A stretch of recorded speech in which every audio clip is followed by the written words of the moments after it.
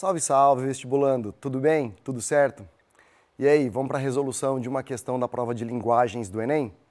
Então vem comigo. Bom, aqui a gente tem aquele formato que já é tradicional no Enem, de trabalhar com dois textos como introdução para a questão, estabelecendo ali algum tipo de diálogo, algum tipo de contato. O Enem pode cobrar, por exemplo, se eles abordam a mesma temática, se eles abordam a mesma temática com estruturas ou com teses contrárias, se ele, por um acaso, o texto 1 exemplifica, contraria, questiona o texto 2 e por aí vai, né? São várias possibilidades. É interessante a gente sempre fazer a leitura, então, identificando o aspecto formal, se existe alguma tese que a gente possa identificar, algum recurso, né, que chama a atenção, para que assim a gente já tenha uma leitura bem direcionada, bem pontual. Para saber o que procurar, para a gente não ficar gastando muito tempo analisando tudo que o texto oferece, vamos ver o comando da questão. Dessa forma, a gente já tem um ponto de partida. Vem comigo. O texto 2, então a gente começa dele, exemplifica o que se afirma no texto 1, na medida em que defende a ideia de que as escolhas lexicais são resultantes de alguma coisa. Então tem alguma coisa que causa, né, as escolhas lexicais. O que é isso? Escolhas lexicais. Importante a gente pontuar. Léxico é todo o conjunto de palavras que uma língua oferece para a gente. Então é como se a gente entrasse num grande supermercado e tudo que está ali disponível para eu levar para casa fosse palavra. E essa palavra vai fazer parte do meu vocabulário. Então eu vou lá e numa determinada prateleira eu pego um grupo de palavras e que esse grupo passa a ser meu, passa a compor o meu vocabulário. Léxico, portanto, tudo aquilo que está disponível no idioma, todas as palavras disponíveis. Escolhas lexicais, aquilo que eu escolho do léxico para fazer parte do meu vocabulário. O que a gente vai fazer? Procurar no texto 2, que exemplifica o 1, como que essas escolhas lexicais são resultado de alguma coisa. E a gente vai tentar identificar que coisa é essa, né, que a gente ainda não sabe, que deve estar em alguma dessas alternativas aqui e que a gente vai procurar no texto. Na verdade, nos dois textos, né? No texto 1, José Luiz Fiorin, a língua não é uma nomenclatura que se apõe a uma realidade pré-categorizada. O verbo apor aqui, que se coloca ao lado, que se justapõe. Ela é que classifica a realidade. Então, olha que interessante, ó. A língua, né, a linguagem que classifica a realidade.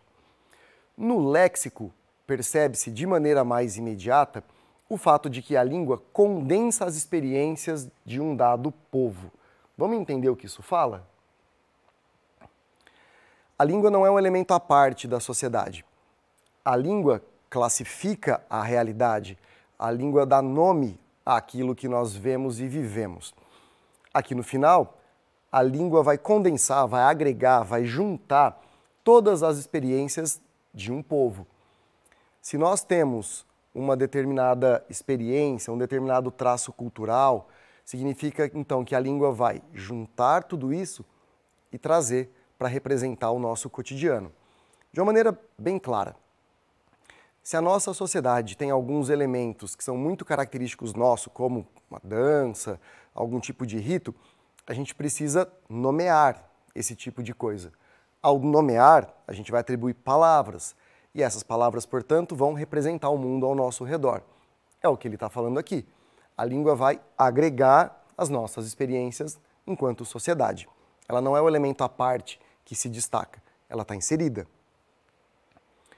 No texto 2, que é um recorte do El País, as expressões coloquiais, então expressões coloquiais, expressões da linguagem popular, da linguagem falada, informal, do dia a dia, ainda estão impregnadas de discriminação contra os negros.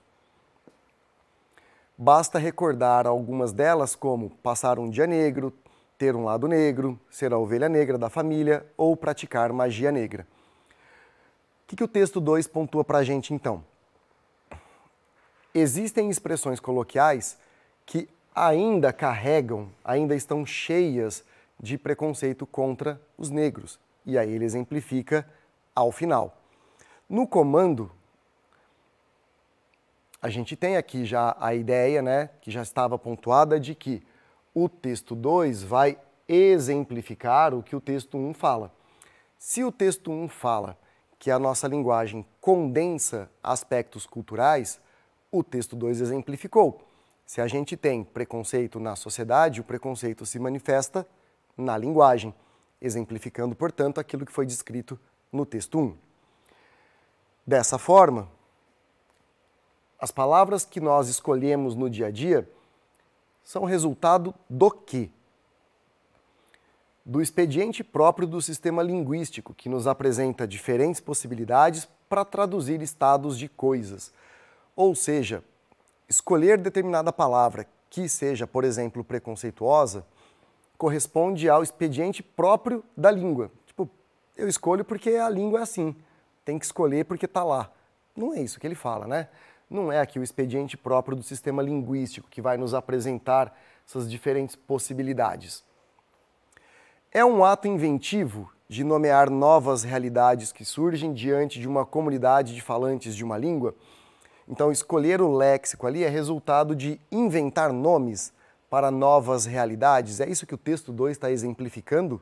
Que a gente inventa coisas a partir de uma nova realidade? Não, né? Tem nada disso. É um mecanismo de apropriação de formas linguísticas que estão no acervo da formação do idioma nacional. Então vamos entender isso aqui, ó. O texto 2 está exemplificando o texto 1 e está falando que as escolhas que a gente tem de palavras na nossa língua são resultado de um mecanismo de apropriação, né, de pegar algumas formas linguísticas que estão no acervo da formação do idioma nacional. No acervo disponível, né? Não, na verdade, o que ele está falando aqui na alternativa C é o processo que a gente utiliza para buscar uma palavra do léxico. Isso aqui não está exemplificado no 2, não é isso que o 2 está tentando mostrar para a gente. Então, simplesmente, mecanismo de apropriação de formas linguísticas que estão no acervo da formação do idioma nacional não está exemplificado no texto 2. Processo de incorporação de preconceitos que são recorrentes na história de uma sociedade. O texto 2, portanto, fala para a gente que as escolhas do vocabulário que a gente tem são consequência de um processo de incorporação de preconceitos na língua. Aqui,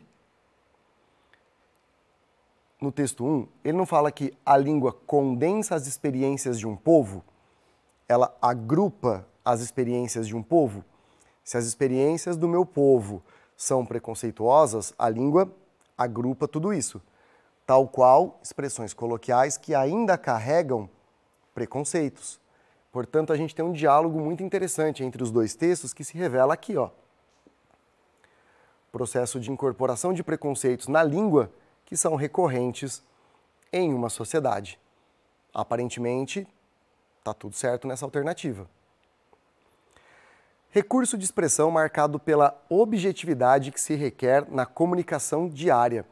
A utilização de termos preconceituosos não trabalha com a objetividade da linguagem diária, trabalha com a manifestação de preconceitos. Então aqui podemos eliminar também. Dessa forma, a gente pode justificar, a partir dos dois textos e do conhecimento linguístico, que de fato, quando eu tenho uma escolha lexical pautada em preconceitos, é porque aquilo reflete comportamentos preconceituosos da sociedade, de acordo com os dois textos que a gente acabou de analisar. Alternativa D, tranquilinha, bem de boa. Valeu?